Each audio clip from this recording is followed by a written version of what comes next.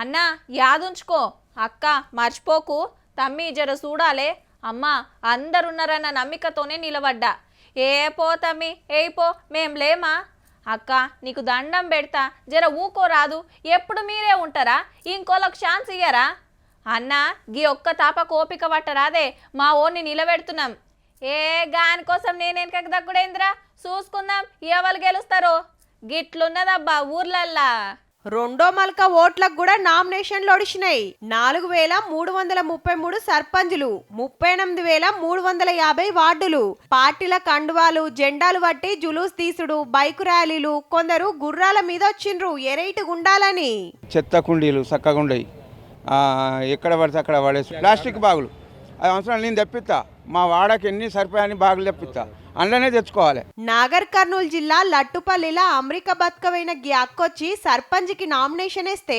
పట్నంలా ₹1,00,000 జీతం వచ్చే కొలువిడిచి పెట్టుకొని నిజామాబాద్ జిల్లా జాడి జమల్పూర్లా పోటీ చేస్తుంది గీ షెల్లెమ్మ బిఎస్సీ అగ్రికల్చర్ చదివిందట.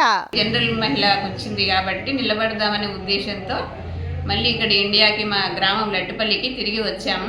నేను చదివిన విద్య కానీ గ్రామానికి ఉపయోగపడుతుంది, నా రైతులకి నా ఊరి ప్రజలకు ఉపయోగపడుతుంది అని ముందుకు వచ్చాను.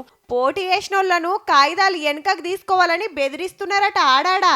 జగిత్యాల జిల్లా జగ్గాసాగర్ నాగర్ కర్నూలు జిల్లా రాగాయిపల్లిలా పోలీసులకు కంప్లైంట్లు వస్తే ఎంక్వైరీ చేస్తున్నారు. ఎలక్షన్స్ అనేది ఫేర్ అండ్ ఫ్రీగా జరగాల్సిందే. ఎవరైనా బలవంతం చేస్తే వాళ్ళపైన చట్టపరమైన చర్యలు తీసుకుంటాము. ఇన్నొద్దులు సాటుకు జరిగిన అర్రాస్పాటలు ఇప్పుడు నేటికైనాయి. జోగులాంబ గద్వాల జిల్లా మాన్రెడ్డి సర్పంచ్ పదవి 40,50,000కు తీన్బారైందట.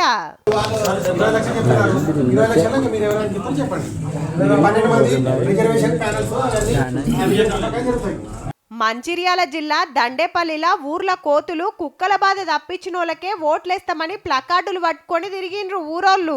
అంతటా గిదే డిమాండ్ వినబడుతుంది. సూర్యాపేట జిల్లా రామన్నగూడెంలా మేము ఓట్లు అమ్ముకోమని గోడ మీద రాసిండ్రు గీళ్ళు. హన్మకొండ జిల్లా మడికొండలగిన పైసలకు ఓట్లేయమని ఇంటి ముంగట ఫ్లెక్సీ కట్టిండ్రు.